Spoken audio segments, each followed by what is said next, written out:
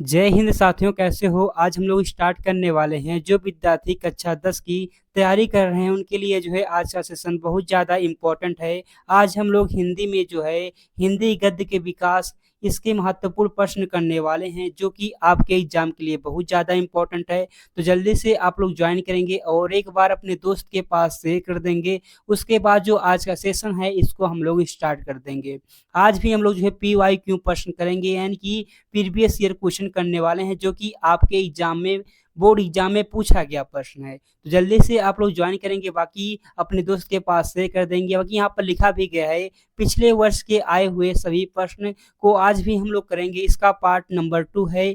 तो आप लोग जल्दी से ज्वाइन होंगे। बाकी आपकी डेली क्लास जो है 8:30 पर चलती है। तो आप लोग 8:30 पर जो है शाम को ज्वाइन करके अपनी तैयारी हिंदी में बहुत बेहतरीन कर सकते हैं। तो चलिए जो है हम लोग अपना क्लास को स्टार्ट करते हैं। और आप लोग हर एक प्रश्न को याद कर लेंगे कि हर एक प्रश्न जो है कम से कम 3 से 4 बार ही पूछा गया प्रश्न है। तो उनको आप लोग याद कर लेंगे। संभावनाएं बहुत ज़्यादा होती हैं कि वो प्रश्न फिर से रिपीट हो जाए और आपके एग्जाम में आ जाए। अगर आ जाएगा तो आप लोग बिल्कुल सही करेंगे, अगर पढ़े रहेंगे तब, वरना नहीं कर पाएंगे। तो चलिए जो हम लोग स्टार्ट करते हैं आज पार्ट नंबर 2। और आपको अगर आंसर पता रहेगा तो आप लोग हर एक प्रश्न का आंसर जो है कमेंट बॉक्स में बताते रहेंगे। बाकी कक्षा 9th वाले और कक्षा 10 वाले विद्यार्थी इस क्लास को आसानी से करके अपनी तैयारी बेहतरीन कर सकते हैं। बाकी चलिए क्वेश्चन नंबर 1 देखते हैं। बताएंगे आप लोग क्वेश्चन नंबर 1 का सही आंसर क्या होगा। तो क्वेश्चन नंबर 1 आपके सामने आ चुका है। देखो जल्दी से, बताओ क्वेश्चन नंबर 1 का सही आंसर क्या होगा। यहाँ पर लिखा गया पंच परमेश्वर कहानी के लेखक हैं, यानी कि यहाँ पर जो प्रश्न पूछा गया है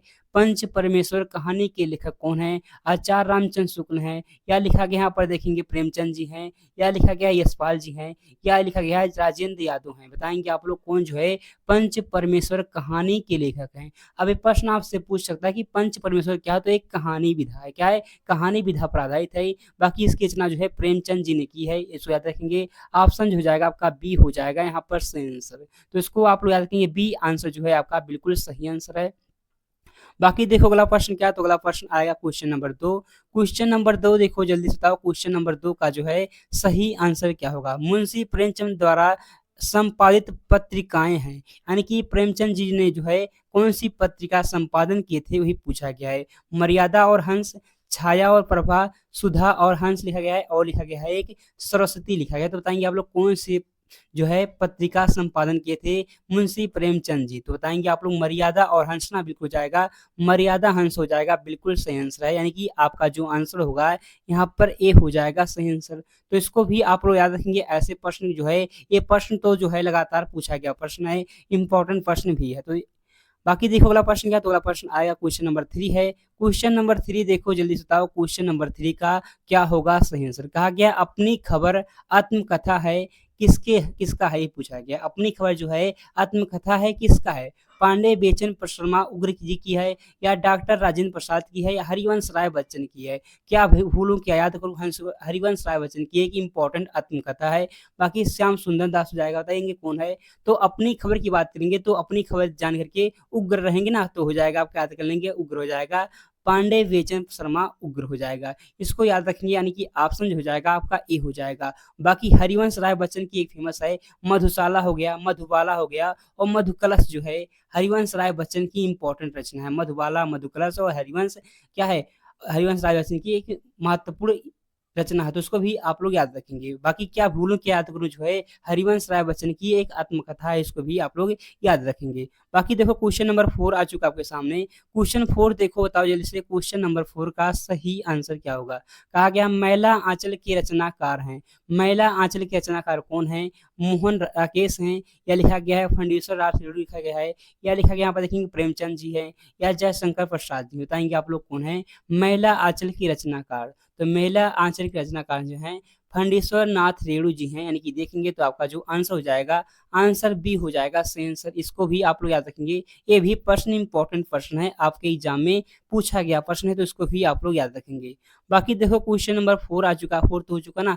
5 नंबर प्रश्न है, देखो 5 नंबर बताओ इसका क्या होगा। अगर पता है तो आप लोग हर एक प्रश्न का आंसर जो है कमेंट बॉक्स में बताते रहेंगे कि क्या किसका कौन सा आंसर है। तो कहा गया तितली कृति की विधा है। तितली जो है किसकी विधा ही कहा गया, बताएंगे आप लोग। तितली जो है क्या है, तितली जो है जयशंकर प्रसाद जी द्वारा रचित एक क्या है उपन्यास है। क्या है, जयशंकर प्रसाद जी द्वारा रचित क्या है, एक उपन्यास है। कौन सा है, तो तितली जो है क्या है, जयशंकर प्रसाद जी ने लिखा है, जयशंकर प्रसाद जी ने लिखा है। इसको भी आप लोग याद रखेंगे कि किसका है, जयशंकर प्रसाद जी का क्या है, बताएंगे उपन्यास है। इसको देख लेंगे आप लोग, इंपॉर्टेंट प्रश्न है। बाकी देखो अगला प्रश्न 6 नंबर का प्रश्न है, बताओ 6 नंबर प्रश्न का क्या होगा आंसर। कहा गया गबन की विधा है। गबन जो है विधा है, नाटक का है, एकांकी का है, या उपन्यास का है, या कहानी है, बताएंगे आप लोग। गबन जो है क्या है, तो गबन जो है प्रेमचंद जी का है ना, मुंशी प्रेमचंद जी का क्या है, मुंशी प्रेमचंद जी का क्या है, बताएंगे आप लोग। उपन्यास है, बिल्कुल हो जाएगा उपन्यास है ना, यानी कि देखेंगे तो आपका हो जाएगा सी सेंस। क्या होगा, सी आंसर होगा यहाँ पर, बिल्कुल सेंस। तो इसको भी आप लोग याद रखेंगे, ये भी प्रश्न इंपॉर्टेंट है। गबन क्या है, तो गबन जो है मुंशी प्रेमचंद जी द्वारा रचित एक क्या है, उपन्यास है। बाकी 6 नंबर तो हो चुका। 7 नंबर प्रश्न देखो, नंबर 7 का जो है कौन सा सही आंसर होगा। क्वेश्चन नंबर 7 में कहा गया है जयशंकर प्रसाद का नाटक नहीं है। कौन सा जो है, जयशंकर प्रसाद का नाटक नहीं, यही कहा गया है। ध्रुव स्वामी लिखा गया है, चंद्रगुप्त, स्कंदगुप्त, ये तीनों तो है जयशंकर प्रसाद जी की रचना है। लेकिन लहरों के राजहंस जो है मोहन राकेश का है। किसका है, मोहन राकेश का है, मोहन राकेश जी का है। इसलिए यहाँ पर जो आंसर हो जाएगा आपका, आंसर होगा सी सही आंसर। क्या हो जाएगा, आंसर होगा यहाँ पर सी सही आंसर। तो इसको भी आप लोग याद रखेंगे, इंपॉर्टेंट प्रश्न है, ये भी पूछ सकता है, ऐसे भी प्रश्न आते हैं। बाकी देखो 8 नंबर का प्रश्न बताओ क्या होगा। क्वेश्चन नंबर 8 जो है आपके सामने आ चुका है, जल्दी से देखो बताओ इसका क्या होगा आंसर। कहा गया सेवा सदन उपन्यास के लेखक हैं। अब सेवा सदन क्या है, तो सेवा सदन भी एक जो है क्या उपन्यास है। किसने लिखा, तो प्रेमचंद जी ने लिखा है, यानी कि जो आंसर होगा यहाँ पर सी हो जाएगा सही आंसर। इसको भी आप लोग याद रखेंगे। बाकी देखो 9 नंबर का प्रश्न बताओ, क्वेश्चन नंबर 9 का क्या होगा सही आंसर। क्वेश्चन नंबर 9 कह रहा है कल्पलता के लेखक कौन है, यानी कि यहाँ पर जो पूछा गया है कल्पलता के लेखक पूछा गया कौन है, जैनेन्द्र है, नहीं, गलत हो जाएगा, हजारी प्रसाद द्विवेदी हैं। और जो प्रश्न लिखा गया ना, ये प्रश्न इतनी बार रिपीट हुआ, लगातार रिपीट हुआ है, 2017 से रिपीटेड प्रश्न है, बहुत बार पूछा गया प्रश्न है। तो इसको तो आप लोग याद रखेंगे, यानी कि आंसर जो हो जाएगा आपका, आंसर भी हो जाएगा हजारी प्रसाद द्विवेदी। कौन लिखा है, कल्पलता जो हजारी प्रसाद द्विवेदी ने लिखा है, याद कर लेंगे, इंपॉर्टेंट बहुत ज्यादा प्रश्न है। बाकी 9 नंबर तो हो चुका ना। 10 नंबर प्रश्न आ चुका आपके सामने, देखो 10 नंबर का प्रश्न बताओ क्या होगा इसका सही आंसर। यहाँ पर कहा गया है 84 वैष्णव की वार्ता के लेखक कौन है। 84 वैष्णव की वार्ता के लेखक कौन है, गोकुलनाथ है, बिल्कुल जो है गोकुलनाथ है, याद कर लेंगे, ऑप्शन हो जाएगा ए हो जाएगा। और 252 क्या है, 252 का भी इन्होंने 252 जो है 52 वैष्णव की वार्ता किसने लिखा है, ऐसे प्रश्न पूछ सकता है। 252 वैष्णव की जो है वार्ता किसने लिखा है, तो इन्हें लिखा है गोकुलनाथ जी ने लिखा है। इसको भी जो है आप लोग याद रखेंगे, 252 वैष्णव की वार्ता किसने लिखा है, गोकुलनाथ जी ने लिखा है। इसको भी जो है आप लोग याद रखेंगे। बाकी 84 वैष्णव की वार्ता भी जो है गोकुलनाथ जी ने लिखा है। दोनों को आप लोग याद रखेंगे, दोनों प्रश्न बहुत ही ज्यादा इंपॉर्टेंट है।